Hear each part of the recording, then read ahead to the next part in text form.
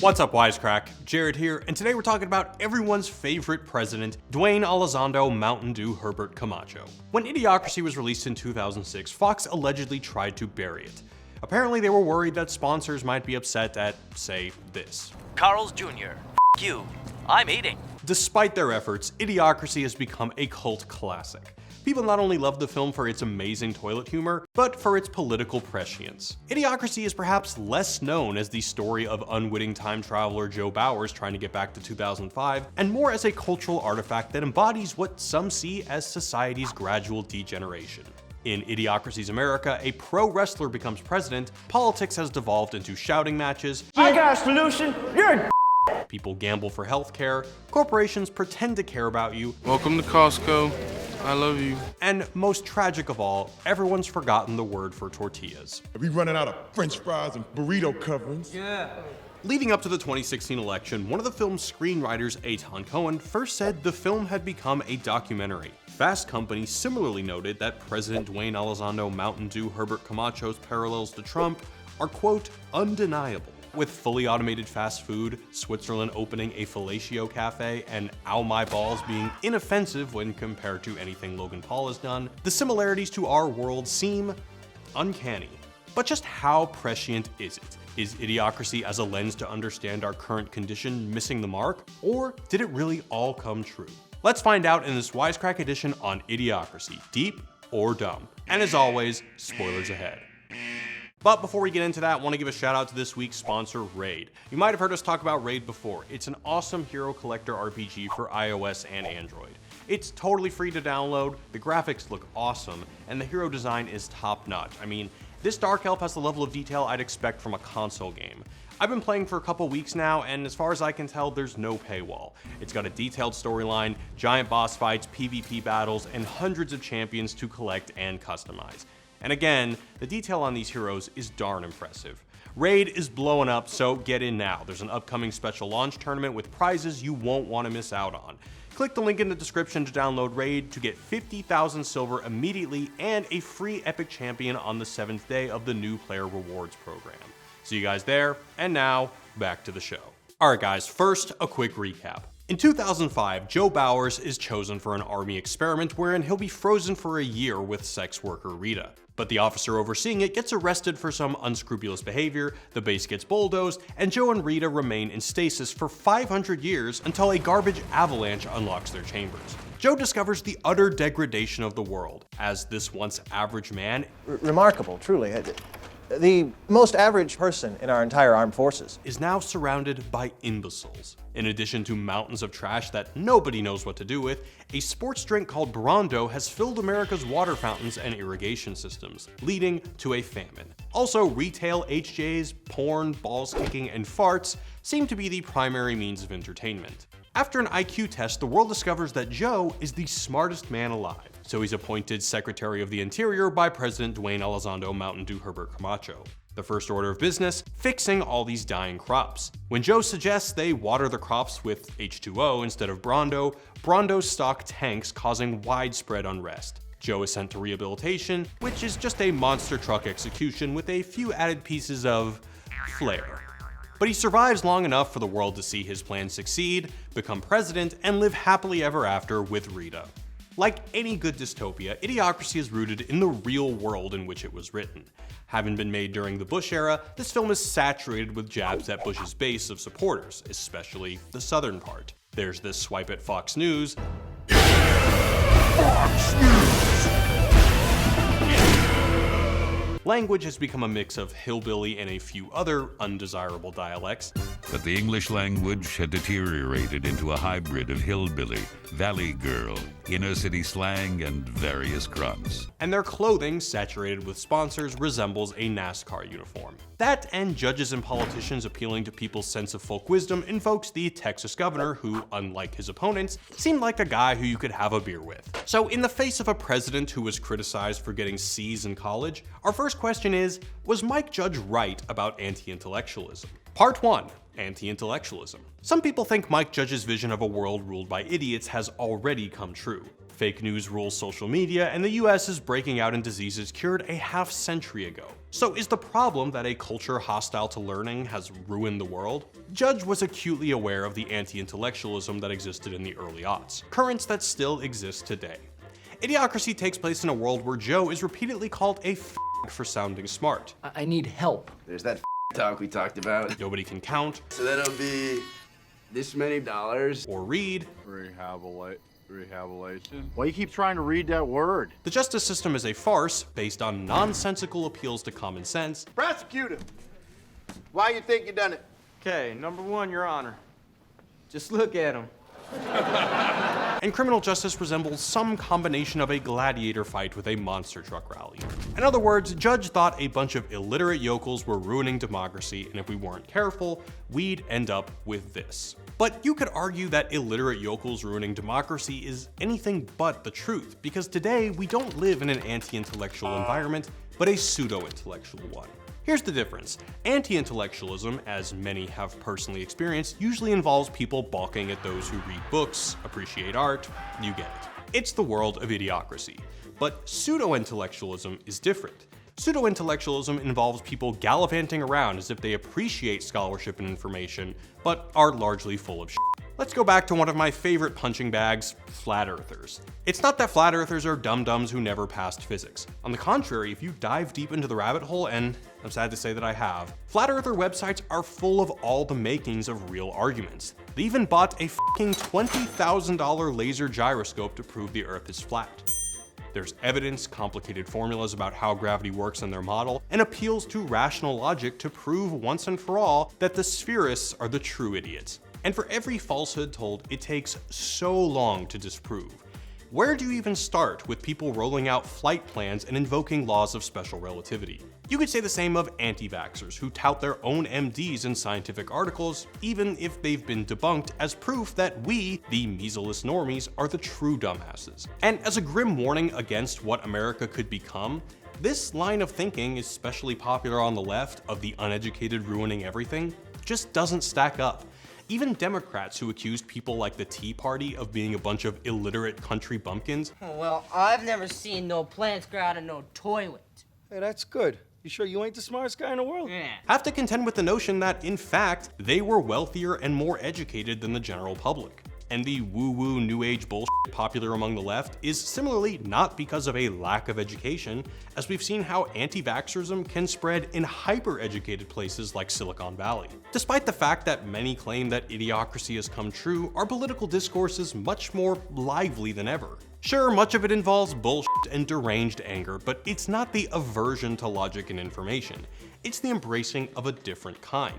And arguably a way worse kind. So while Joe may yearn for the days when people read, And there was a time in this country, a long time ago, when reading wasn't just for and neither was writing. It's not quite the solution. It's not that we don't appreciate knowledge, we just don't agree on how to evaluate knowledge. So on anti-intellectualism, Mike Judge's take is certainly funny, but it's maybe not as prophetic as some would like to think. Which brings us to a specific brand of pseudoscience. Part 2. Too many babies. In Idiocracy, there's a specific theory of how the world got to be so messed up. Dumb, irresponsible people have tons of dumb, irresponsible kids at rates that vastly exceed that of your upstanding citizens. There's no way we could have a child now. Not with the market the way it is, no. God, no. That just wouldn't make any sense. With no natural selection, the general populace will continually get dumber until, well, this. And the #1 movie in the country was called Ass. This very idea was explored by Henry Herbert Goddard in his hugely influential book, The Kallikak Family. Goddard's book studied the family of the pseudonymously named Deborah Kallikak and how her family begat generations of idiots. He traced it back to one upstanding revolutionary soldier who had a fling with a tavern girl that resulted in the spawning of scores of moral degenerates. I got too many damn kids. Thought you was on the pill or some shit. Hell no! Meanwhile, said soldier Martin Kallikak went on to marry a nice Quaker girl and begat a long line of upstanding citizens. Goddard's chart even resembles the family tree of Idiocracy, with the bad people outnumbering the good people. Goddard's work was grounded in the idea of feeble-mindedness. He even coined the term moron. The idea was simple. Feeble-mindedness was spreading like a disease and it needed to be stopped. I'm gonna all y'all! That's my boy! Or else, we might get something like this. Was I wearing pants when we went in there? What do I look like, a pants goblin? Goddard didn't invent a movement, but he certainly popularized it. It was called eugenics.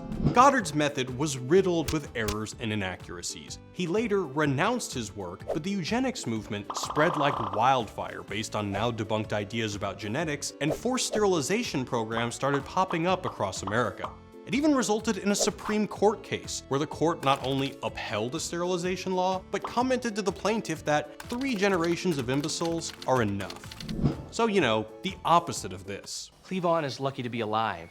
He attempted to jump a jet ski from a lake into a swimming pool and impaled his crotch on an iron gate. But thanks to recent advances in stem cell research and the fine work of Doctors Krinsky and Altschuler, Cleavon should regain full reproductive function. Get your hands off my junk! Mike Judge has specifically addressed this criticism of Idiocracy, that it's pro-eugenics, by saying this. To me, I thought the opening made it very clear that whatever side you take, nature and nurture are both covered in that. That guy is clearly not a good father. I mean, there's a kid with a motorcycle in the front yard and no one is paying attention to this. He's just irresponsibly knocking up different women and proud of it. It's not like he's a good, upstanding role model for the kid. So I think it's pretty clear here that whichever one it is, nature or nurture, there's some combination of both. I obviously don't believe in eugenics.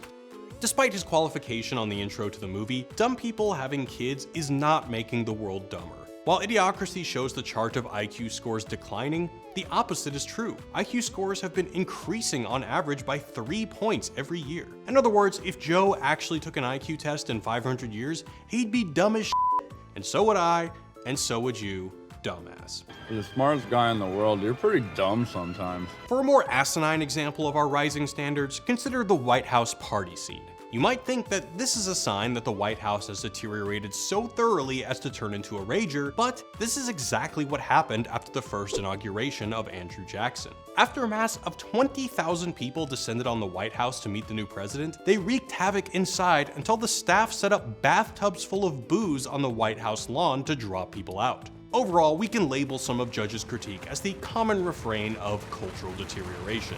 Language is getting worse, cinema's getting worse, TV is getting worse, and it's the end of the world. But it's an old complaint and one that's never really true.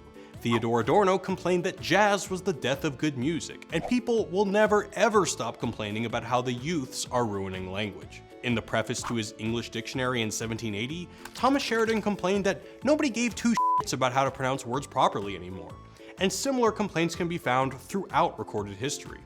But let's not forget that it's the so-called deterioration of language that makes new languages. Otherwise, half of Europe would still be speaking Latin or Proto-German, not French, English, Spanish, or Italian.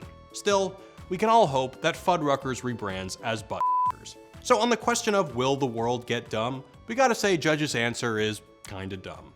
But let's talk about what Idiocracy might have gotten right. Part 3, Corporate Culture and Spectacle. One of Judge's observations that is certainly not disappearing anytime soon is the infiltration of corporate culture into our personal lives. There's the aforementioned, "Welcome to Costco, I love you," which only seems a few degrees separate from the corporate Twitter accounts who act like real people who are prone to depression.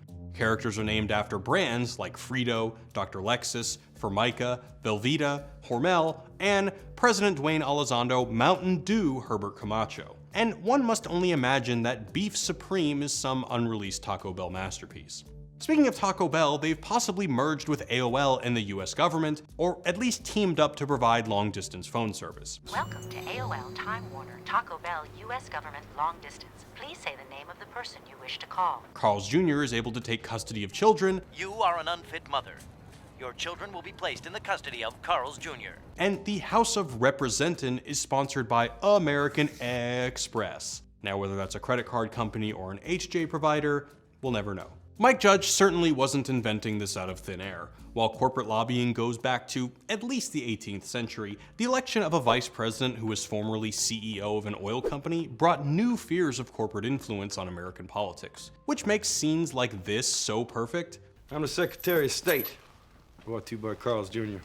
Why do you keep saying that? Because they pay me every time I do. This didn't start or end with Dick Cheney. Obama's list of economic advisors read like a who's who of Goldman Sachs alumni, and more famously, everyone's mad at this dude from Verizon for trying to kill net neutrality as chair of the FCC. Idiocracy imagines a sports drink company buying the FDA and FCC, which allows them to push forward their agenda of watering crops with Brawndo. This isn't so much prophecy as it is on-the-nose hyperbole about how politics already works. And with the rise of branded content, where an airline company might pay BuzzFeed to write an article about 10 must-see travel destinations, this distinction between public discourse and private companies is increasingly diminishing, and nobody can escape it. This ever-decreasing gap seems to have led to another problem: the spectacleization of politics. Corporations, media, and government have created a grotesque Frankenstein where only sex and violence can capture the public imagination. And we probably don't need to beat a dead horse to tell you that this, and this I don't know what the Secretary of the Interior even is basically true. So is Idiocracy deep or dumb? Well, it's definitely a hilarious snapshot of early 2000s paranoia about where the world is headed. But it's paranoia that's slightly misdirected, at least some of the time. Regardless, it beautifully functions as a cautionary tale of what happens when people cede their ability to think critically and just become mindless consumers. But Brawndo's got what plants crave. It's got electrolytes. And for that, we will always love it. Thanks for watching, guys. Peace.